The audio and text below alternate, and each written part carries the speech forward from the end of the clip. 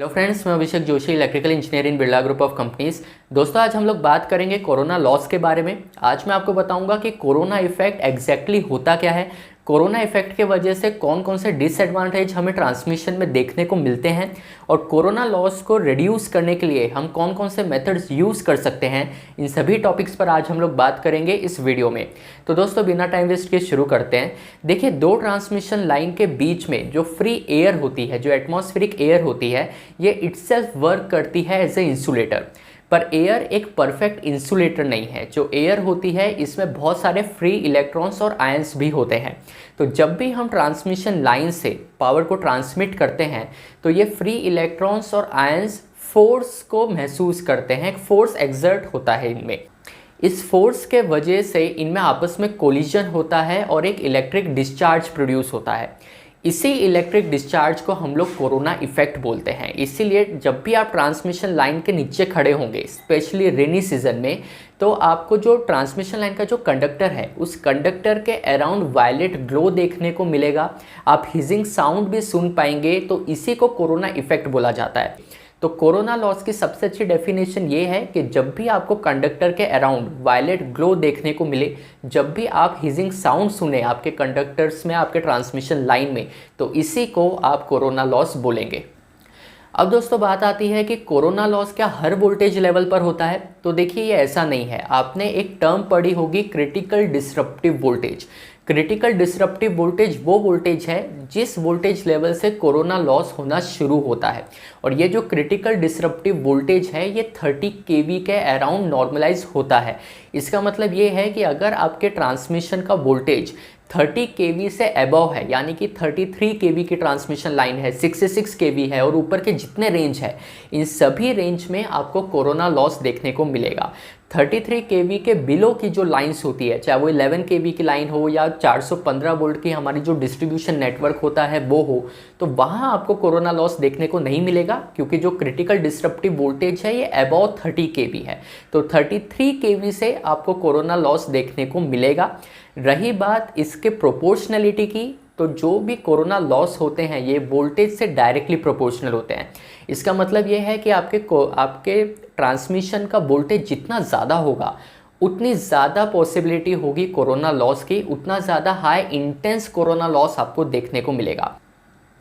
दोस्तों, एक बात आपको और ध्यान में रखनी चाहिए कि कोरोना लॉस कौन कौन से फैक्टर से अफेक्ट होता है। तो देखिए, पहला तो है ट्रांसमिशन वोल्टेज। जैसा हमने देखा कि ट्रांसमिशन वोल्टेज और कोरोना लॉस डायरेक्टली प्रोपोर्शनल है। ट्रांसमिशन वोल्टेज जितना ज़्यादा होगा, कोरोना इफेक्ट भी उतना ज़्यादा होगा। इसके बाद एक फैक्टर पर ये और डिपेंड करेगा, वो होता है एयर की डेंसिटी। देखिए, कोई ट्रांसमिशन लाइन अगर प्लेन सरफेस पर है और एक ट्रांसमिशन लाइन है जो हाई हिली रीजन्स में आपने लगाई है, तो हाई हिली रीजन्स में कोरोना इफेक्ट ज़्यादा होता है, क्योंकि हाई हिली रीजन में एयर की डेंसिटी कम होती है। तो एयर की डेंसिटी और कोरोना लॉस इन्वर्सली प्रोपोर्शनल है।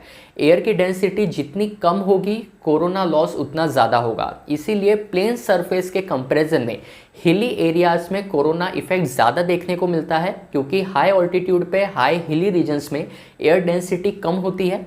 एयर डेंसिटी जितनी कम होगी, कोरोना लॉस उतना ज़्यादा होगा। अब दोस्तों, बात आती है कि कोरोना लॉस के वजह से डिसएडवांटेज हमें क्या देखने को मिलते हैं। तो देखिए, कोरोना लॉस में जो वायलेट ग्लो फॉर्म होता है कंडक्टर के अराउंड, जो हिजिंग साउंड प्रोड्यूस होता है, उसके वजह से पावर लॉसेस बढ़ते हैं। हिजिंग साउंड के वजह से जो आपके ट्रांसमिशन के कंडक्टर्स है, उसमें थोड़े वाइब्रेशन भी क्रिएट होते हैं। तो ओवरऑल इस वजह से जो पावर लॉसेस है वो भी बढ़ते हैं जब आपके ट्रांसमिशन लाइन में कोरोना लॉस होता है।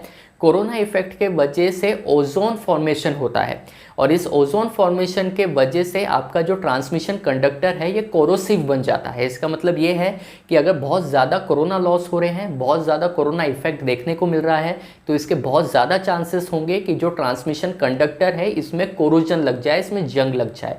तो इसीलिए अगर लॉन्ग लाइफ चाहिए ट्रांसमिशन लाइन की, तो इसमें कोरोना इफेक्ट को रिड्यूस करना बहुत बड़ी प्रायोरिटी होती है, क्योंकि अगर कोरोना इफेक्ट होता रहेगा, कोरोना लॉस होता रहेगा, तो कोरोजन भी होगा, और कोरोजन के वजह से ट्रांसमिशन लाइन का जो लाइफ स्पैन है वो कम हो जाएगा, जिसके वजह से आपके ट्रांसमिशन की जो ओवरऑल एफिशिएंसी है वो रिड्यूस हो जाती है। तो इसलिए कोरोना इफेक्ट के वजह से एक तो पावर लॉसेस बढ़ जाते हैं, दूसरा, कोरोना लॉस के वजह से कोरोजन की पॉसिबिलिटी बढ़ जाती है, जिसके वजह से ट्रांसमिशन की एफिशिएंसी कम हो सकती है।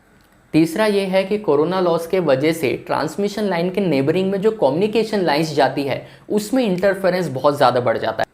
हमने HVDC के वीडियो में ये देखा था कि HVDC लाइन में कम्युनिकेशन इंटरफेरेंस नहीं होता, पर आज हम लोग बात कर रहे हैं AC ट्रांसमिशन की। तो AC ट्रांसमिशन में अगर कोरोना इफेक्ट काफ़ी ज़्यादा हो रहा है तो उस केस में जो नेबरिंग कम्युनिकेशन लाइन है उनमें इंटरफेरेंस भी आपको देखने को मिलेगा, उसमें डिस्टर्बेंस आपको देखने को मिलेगा। तो कोरोना के वजह से ट्रांसमिशन लाइन की खुद की एफिशिएंसी तो कम हो ही रही है, पर जो नेबरिंग कम्युनिकेशन लाइन है, इंटरफेरेंस होने के वजह से उस कम्युनिकेशन लाइन की एफिशिएंसी भी इससे अफेक्ट होती है। अब दोस्तों बात आती है कि कोरोना इफेक्ट को रिड्यूस करने के लिए हम क्या क्या कर सकते हैं। कोरोना इफेक्ट को कम्प्लीटली एलिमिनेट करना तो मुश्किल है, पर इसके इफेक्ट को आप मिनिमाइज जरूर कर सकते हैं। इसमें सबसे पहला प्रैक्टिकल मेथड जो यूज़ किया जाता है वो होता है हॉलो कंडक्टर्स। जब भी आप हॉलो कंडक्टर्स का यूज़ करते हैं तो उसमें कोरोना इफेक्ट कम हो जाता है। हॉलो कंडक्टर्स इसलिए भी यूज़ किए जाते हैं क्योंकि AC ट्रांसमिशन में स्किन इफेक्ट भी पिक्चर में आता है। तो स्किन इफेक्ट में भी आपको हेल्प मिल जाती है जब आप हॉलो कंडक्टर्स का यूज़ करते हैं, और कोरोना लॉस भी आपके कम होते हैं जब आप हॉलो कंडक्टर्स का यूज़ करते हैं। दूसरा दोस्तों पॉइंट आता है कि दो ट्रांसमिशन लाइन के बीच की जो स्पेसिंग होती है उसको इंक्रीज करके भी आप कोरोना इफेक्ट को कम कर सकते हैं। इसीलिए इस चीज़ का भी कैलकुलेशन ट्रांसमिशन सेक्टर में किया जाता है कि दो ट्रांसमिशन लाइन के बीच का जो डिस्टेंस है वो कितना रहे। अगर डिस्टेंस बहुत ज़्यादा कम होगा तो कोरोना इफेक्ट ज़्यादा होगा। इसीलिए जो स्पेसिंग होता है, दो ट्रांसमिशन लाइन के बीच की जो स्पेसिंग है वो भी बहुत ज़्यादा इंपॉर्टेंट रोल प्ले करती है आपके कोरोना लॉस को कैलकुलेट करने में।